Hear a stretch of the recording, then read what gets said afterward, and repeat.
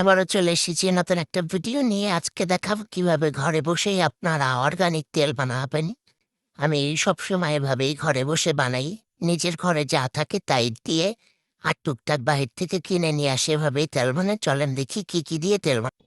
এখানে জবা নিয়েছি, যদি আপনাদের কাছে তাজা জবা থাকে তাহলে তাজাটাই দিবেন। আমার এটাও কালকে ছিঁড়েছি তাই এরকম। তারপরে একদম তাজা গোলাপের পাপড়ি, এখানে শুকনো গোলাপের পাপড়ি, কেশরাজ পাতা তো চিনেনি, এটা অল্প একটু নিয়েছি, আরও নিয়েছি ছেঁচে। তারপরে এখানে আছে বেলি ফুল শুকানো, কারণ বেলির ঘ্রাণটা খুবই সুন্দর, এর জন্য আমি বেলিটা নিয়েছি। তারপরে দারচিনি, এলাচ, লবঙ্গ এগুলো নিয়েছি, এটা দিলে সুন্দর একটা স্মেল আসে, আর লবঙ্গ তো আমাদের চুলের জন্য খুব ভালো। এখানে নিয়েছি তিসি, তারপরে মেথি, তারপরে নিয়েছি হলো কুমড়োর বিচি।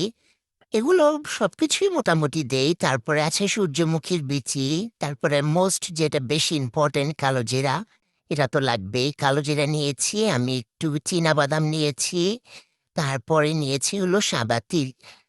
আসলে সবকিছুই লাগে, যা থাকবে হাতের কাছে সবই দিতে পারবেন। এখানে আমলকি নিয়েছি, জবা ফুলের পাতা নিয়েছি, একটু নয়নতারার পাতা নিয়েছি, ২-৩টা লেবু পাতা নিয়েছি। তারপরে নিয়েছি হলো আমাদের সবারই পরিচিত নিমপাতা, আর এইটা হলো কেশরাজ পাতাটা আমি ছেঁচে নিয়েছি। তারপরে এখানে আমলকি ছেঁচে নিয়েছি।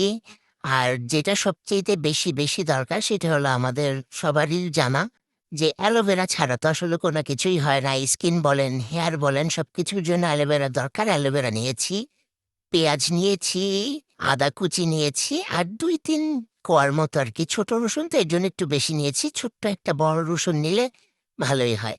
তো এগুলো সবকিছুই আমি অল্প অল্প করে নিয়ে নিয়েছি। আর তবে আমি এগুলো একটু ছেঁচলে দিয়েছি, হালকা করে ছেঁচে দিয়েছি। এখানে ছেঁচা ছিল না, পরে একটু ছেঁচে নিয়েছি। আর এখানে আমি নিয়েছি খাঁটি নারকেল তেল।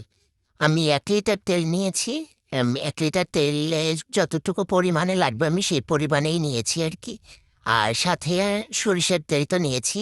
সরষের তেলটা আপনারা পরে মিক্স করবেন, একবারে দিবেন না, একবারে দিলে ভুল হয়ে যাবে। তারপরেই তো আমি তেল নিয়ে নিয়েছি। মানে সম্পূর্ণ তেলটাই আমি ঢেলে দেবো, যতটুকু আমি নারকেল তেল নিয়েছি একদম খাঁটি নারকেল তেল। আর নারকেল তেলটা থেকে খুব সুন্দর একটা ঘ্রাণ আসতেছিল। এই যে এখানে যে আমি সরষের তেলটা দিয়েছি, আপনারা এটা দিবেন না, এটা দিবেন একেবারে লাস্টে। না হলে তেলের অবস্থা ১২টা বেজে যাবে। আমারটাও বেজে গিয়েছিল। আমার তেল একদম উপরে উঠে সবকিছু দেওয়ার পরে যখন আমি সরষের তেলটা ওই দেওয়ার কারণে সবকিছু একদম উপরে উঠে গেছে।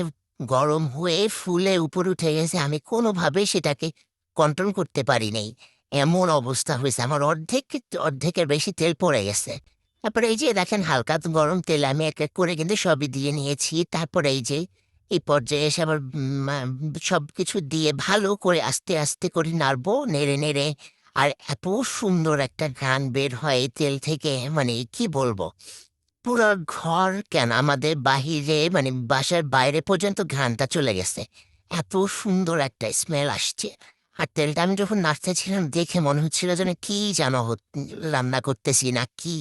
দেখতেও কিন্তু খুব কালারফুল ছিল সবকিছু, মানে একেকটা একেক কালার ছিল, দেখতেও ভালো লাগতেছিল। এই যে দেখেন এই পর্যায়ে যে এই যে বলকটা আসছে, এটা আস্তে, আস্তে একদম এত উপরে উঠছে যে আমি কোনোভাবে এটাকে আর কমাইতে পারি নাই। তারপরেই তো আমার তেল হয়ে গেছে। তার মধ্যে আবার একটু ওই যে ক্যাস্টর অয়েল নিয়ে নিয়েছি। কারণ এটা তো দিতে হয়। তারপরে রোজমেরি অয়েল। তো আপনাদের কাছে যে যত প্রকারের তেল থাকবে সবই দিবেন। আমলা, তারপরে হলো আপনার আরো যে তেল থাকে মানে যেগুলো আমরা ইউজ করতে পারি, ওরকম যত প্রকারের তেল আছে সবগুলাই আপনারা একটু, একটু করে মিক্স করে নিবেন। তারপরে এই যে সবটাই মিক্স করার পরে আমার তেল কমপ্লিট হয়ে গেছে। মাথায় দিয়েছি, একদম ঠান্ডা লাগে মাথায় দিয়ে। আর ইনশাল্লাহ এই তেলটা ইউজ করলে চুল পড়া কমবে, মাথার খুশকি দূর হবে, নতুন চুল গজাবে।